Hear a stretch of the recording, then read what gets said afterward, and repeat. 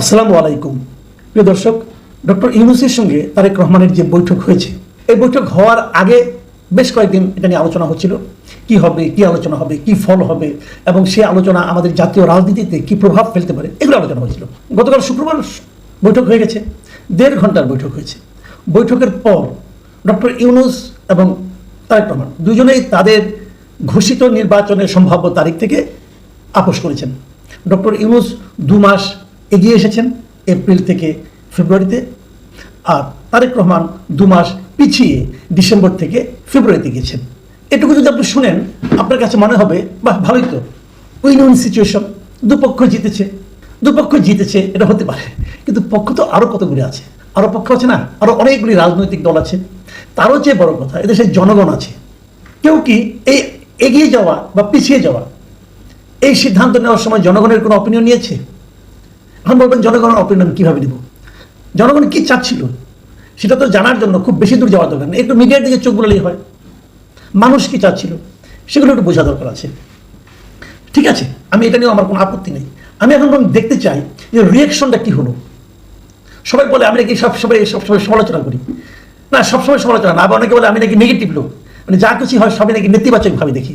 নেতিবাচকভাবে দেখার ব্যাপার নয় বিষয়টা, যেটা হলো আলোচনার বিষয়। আলোচনা করতে হবে, আলোচনা না করলে ভুলগুলিও বেরিয়ে আসবে না, অথবা শুদ্ধতম পথের দিকেও আমরা অগ্রসর হতে পারবো না। এই দুটোই আমাদের জন্য প্রয়োজন। আমার মনে কি প্রশ্ন জেগেছে সেটা তো আমাকে উচ্চারণ করতে হবে, নাহলে আপনি বুঝবেন কীভাবে, নাহলে অন্যরা বুঝবেন কীভাবে, আপনার সঙ্গে আমার চিন্তার মিলল কিনা সেটাও তো বুঝতে হবে। যাও, আমরা বরং দেখি, যেহেতু রাজনৈতিক দল নিয়ে আলোচনা হচ্ছে, আমরা বরং দেখি যে রাজনৈতিক দলগুলো কি রিয়াকশন দিল। রাজনৈতিক দলের মধ্যে কয়েকটা রাজনৈতিক দল এই মিটিংয়ের ফলাফল এবং এই মিটিং যেভাবে হয়েছে সেই ঘটনা, এই সব মিলে কয়েকটা রাজনৈতিক দলে আমি একটা প্রতিক্রিয়া পেয়েছি, সমর্থন না প্রতিক্রিয়া পেয়েছি। তাদের মধ্যে যেমন ধরেন জামাত ইসলামী, এনসিপি জাতীয় নাগরিক পার্টি যেটা, এবং আরও কয়েকটা ইসলামিক দল, তারা কিন্তু এ ব্যাপারে কিছুটা প্রতিক্রিয়া দিয়েছেন। তাদের কিন্তু ফেব্রুয়ারির প্রথমার্ধে নির্বাচন হওয়া নিয়ে কোনো ভিন্ন মত নেই, এবং তারা দেশের বৃহত্তম রাজনৈতিক দলের সঙ্গে অন্তর্বর্তীকালীন সরকার প্রধানের যে বৈঠক হয়েছে, সমঝোতা হয়েছে, এটা নিয়েও তারা অসন্তুষ্ট নন। তাদের প্রশ্ন হচ্ছে, সরকার এটা তো অন্তর্বর্তীকালীন সরকার, এই সরকারের কাছে সব দলই সমান। এই অন্তর্বর্তীকালীন সরকার কিভাবে একটা রাজনৈতিক দলের সঙ্গে মাত্র কথা বলে নির্বাচনের ডেট ঘোষণা করতে পারে? তাদের প্রশ্ন কিন্তু এই পয়েন্টে, এবং তাদের এই পয়েন্টটাকে কিন্তু আপনি ইগনোর করতে পারবেন না। তারা প্রশ্ন করতেই পারে যে আপনি আগের বার যখন ডেটটা ঘোষণা করলেন, তখন সকল রাজনৈতিক দলের সঙ্গে আলোচনা করার পর ঘোষণা করেছিলেন। সে ঘোষণা কেউ পছন্দ করেছে, কেউ করেনি, এবং সে ঘোষণায় ওই সময় যে রাজনৈতিক দলগুলো আপনার সঙ্গে মিটিং করেছিল, তাদের মধ্যে সংখ্যাগরিষ্ঠ দল প্রায় 80% দলের যে মতামত ছিল, সেই মতামতকে উপেক্ষা করে আপনি নিজের মতো একটা ডেট ঘোষণা করেছেন, এবং সেখানে বিএনপির মতামতকে আপনি উপেক্ষা করেছেন। আপনার মতামতটা আপনি কার সঙ্গে আলাপ করে করলেন অথবা কোন দলের সমর্থনে করলেন বোঝা গেল না। কিন্তু কিছু কিছু রাজনৈতিক দল তখন আপনাকে সমর্থন দিয়েছে, জামাত দিয়েছে, এনসিপি দিয়েছে, এরা দিয়েছে। যারা তাকে এপ্রিলে সমর্থন দিয়েছিল ওই প্রক্রিয়ার কারণে, যে সবার সঙ্গে আলোচনার পর আপনি আপনার নিজস্ব বিবেচনায় আপনি একটা তারিখ ঘোষণা করেছিলেন। কিন্তু এবার আপনি একটা মাত্র রাজনৈতিক দলের সঙ্গে আলোচনা করে আপনি ডেটটাকে 2 মাস এগিয়ে আনলেন, ডেটটাকে চেঞ্জ করলেন। এই যে প্রক্রিয়াটা, এই প্রক্রিয়াটার সমালোচনা এই দলগুলো করেছে। আমি কিন্তু এই দলগুলোর সমালোচনাকে উড়িয়ে দিচ্ছি না, আমি মনে করি এটা ভ্যালিড একটা ক্রিটিসিজম। সরকারকে বুঝতে হবে যে আপনি একটা যা কিছুই করবেন একটা সিস্টেমের মধ্যে থেকে আপনাকে করতে হবে। আপনি তারেক রহমানের বক্তব্য শুনলেন, শুনে এসে দেশে বসে আপনি এই কাজটা করতে পারতেন, সবার সঙ্গে আবার আলোচনা করতেন, ওটা আবার দ্বিতীয়বার ঘোষণা করতে পারতেন। ওখানে বসেই যে ঘোষণাটা করলেন, এটা কেন? আমি মনে করি একটা না বুঝে করেছেন, আমি তা মনে করি না। এখানে একটা রাজনীতি আছে বলে আমার ধারণা। এখন সেই ধারণাটা নিয়ে আমি আলোচনা করব, তার আগে আমি অন্য একটা আলোচনা করি। যে আলোচনা করব, এই আলোচনার মধ্যে ওই ধারণাটাও কিছুটা প্রকাশিত হবে। আপনাদের মনে আছে যৌথ বিবৃতি, সরকার এবং বিএনপির যে বিবৃতি, একসঙ্গে বিবৃতি, যেটা আবার পড়ে শুনিয়েছেন মিস্টার খলিলুর রহমান, যার ব্যাপারে বিএনপি প্রকাশ্যে তাদের অবজারভেশন জানিয়েছিলেন। যে 3 জন উপদেষ্টাকে তারা পদত্যাগ করার দাবি জানিয়েছিলেন, বের করে দেওয়ার দাবি জানিয়েছিলেন, তার মধ্যে খলিলুর রহমান একজন। আর তাকে দিয়ে এই অন্তর্বর্তীকালীন সরকার যৌথ বিবৃতিটা পড়িয়েছেন। কেবল পড়ার নেই, বিএনপির এখানে আরেকজন যে নেতা, সিনিয়র নেতা গিয়েছিলেন আমির খসরু মাহমুদ চৌধুরী, আমির খসরু মাহমুদ চৌধুরীর সঙ্গে কিন্তু এই ডক্টর খলিলুর রহমান আলাদা একটা মিটিং বৈঠকও করেছেন।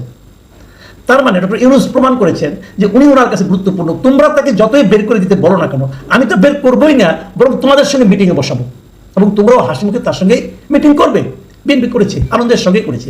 এবং তারপর যখন তারা যৌথ বিবৃতি দিয়েছে, মানে একসঙ্গে যখন প্রেস কনফারেন্স করেছে, এখানে সাংবাদিকরাও ছিলেন, সেখানেও কিন্তু সেই যৌথ বিবৃতিটা পড়ে শুনিয়েছেন এই খলিলুর রহমান, উনি পড়ে শুনেছেন।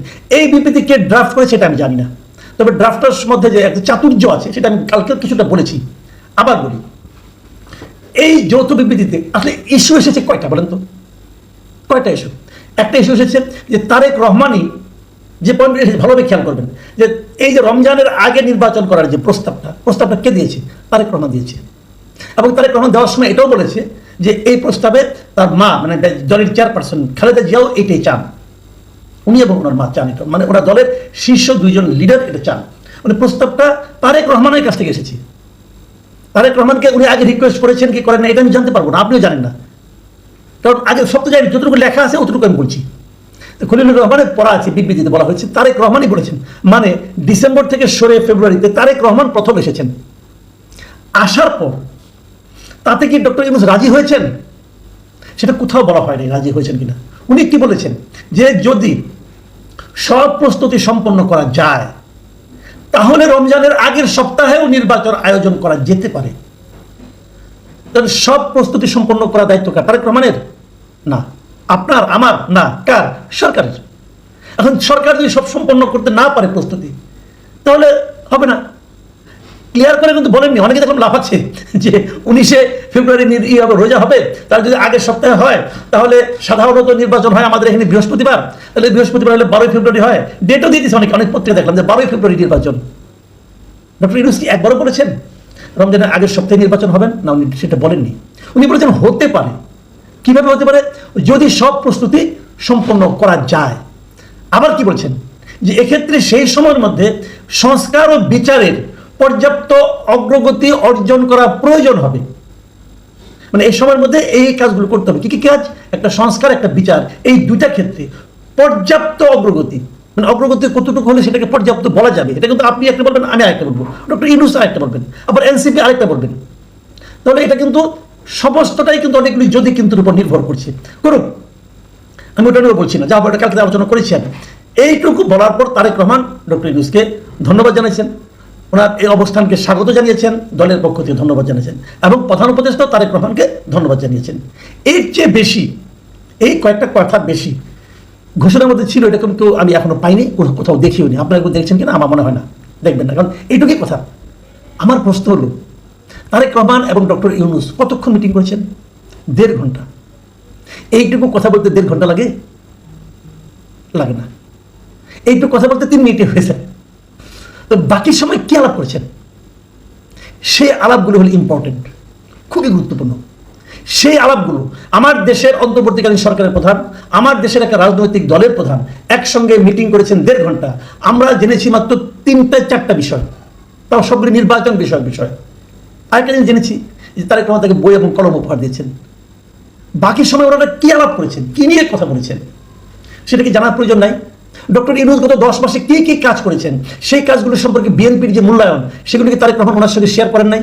করা কি উচিত নয়? বিএনপি যে যে ইস্যুতে, যেমন আপনার ওই করিডোর বলেন, মানবিক করিডোর বলেন, মানবিক প্যানেল বলেন, কি না নতুন নতুন নাম দিচ্ছে, সেই আরাকানায় যে দেওয়ার যে প্যানেল অথবা করিডোর যাই বলেন, সেটার ক্ষেত্রে বিএনপি যে প্রতিবাদ করেছিল, সেটা বিএনপির দলীয় প্রধান হিসেবে উনি কি জিজ্ঞাসা করতে চেয়েছিলেন এটা আপনি কেন দিয়েছেন অথবা কেন দিতে চাচ্ছিলেন? অথবা আমাদের টার্মিনালকে, সামুদ্রিক টার্মিনাল যেটা আছে সেটাকে, বন্দরের, সেটাকে দেওয়ার ব্যাপারে উনি যে বিদেশি একটা কোম্পানিকে আনছেন, এই ব্যাপারে তারেক রহমান তাকে প্রশ্ন করেছিলেন? আমার ধারণা করেছিলেন, কারণ এটা একটা গুরুত্বপূর্ণ বিষয়, করা তো উচিত। উনি ভুলে যাবেন তেমন নেতাদর্শনী নন। সেই প্রশ্নের কি উত্তর এসেছিল এটা আমি জানবো না, জানতে চাইবো না? আমার দেশের স্বার্থ, আমার দেশের পলিটিক্যাল পার্টির একটা বড় পার্টির নেতা কিভাবে সংরক্ষণ করছেন, কিভাবে সে বিষয়ে কথা বলছেন, সেটা জানার অধিকার কি আমার নাই? আমি জানতে চাইতে পারি না? কেন এটা আমার কাছে আপনি গোপন রাখবেন? আমি জানতে চাই ডক্টর ইউনূস কি বলেছিলেন, তারেক রহমান কি বলেছিলেন। আমি জানতে চাই কোন কথার কি উত্তর হয়েছিল, অথবা ওই বিষয়গুলোতে কি আলোচনা হয়েছিল।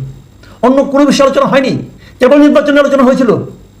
কেবল নির্বাচনে আলোচনা হলে 1.5 ঘন্টা ধরে এই একই আলাপ করেছেন ওনারা। কিভাবে?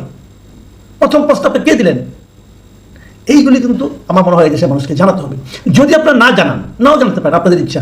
যদি আপনি না জানেন, তাহলে মানুষ নানা ধরনের নানা কিছু কল্পনা করবে, নানা কিছু সন্দেহ করবে, নানা কিছু লেনদেনের কথা উচ্চারণ করবে। সেগুলো শুনতে ভালো লাগবে? উচ্চারিত কিন্তু হতে শুরু করেছে। অলরেডি শুরু হয়েছে উচ্চারণ, অলরেডি হয়েছে। কি কি লেনদেন হলো, কি কি আপোষ রফা হলো, এগুলো আলোচনা হচ্ছে। যেখানে অন্ধকার, যেখানে অস্বচ্ছতা, সেখানেই কিন্তু ভূতের ভয়, বলে না? দেখবেন ভূত কিন্তু দিনের বেলা আসে না, রাতের অন্ধকারে আসে। কেন আসে? যেখানে অস্বচ্ছতা, সেখানেই কিন্তু মানুষের সন্দেহ বাড়ে। সন্দেহ বড় মারাত্মক। আমি তারেক রহমান সাহেবকে বলবো, আমি এটা নিয়ে আমি ইউনূস সাহেবকে বলতে চাই না, কারণ উনি তো দুদিন পরে চলেই যাবেন। তারেক রহমান সাহেব এসে ওনার দল আগামীতে ক্ষমতার জন্য লড়াই করবেন, দেশ পরিচালনা করবেন, ওনাকে আমি বলবো, আপনি দীর্ঘদিন ধরে বিদেশে আছেন, ট্রান্সপারেন্সির কি মূল্য এটা আপনি জানেন, আর অস্বচ্ছতার কি ভয়াবহ ক্ষতি সেটাও আশা করি আপনি জানেন। সেভাবেই বিষয়গুলো জনগণের সামনে পরিষ্কার করুন, এটি আমাদের আপনাদের কাছে প্রত্যাশা। প্রিয় দর্শক, এখন এই পর্যন্তই। আল্লাহ হাফেজ।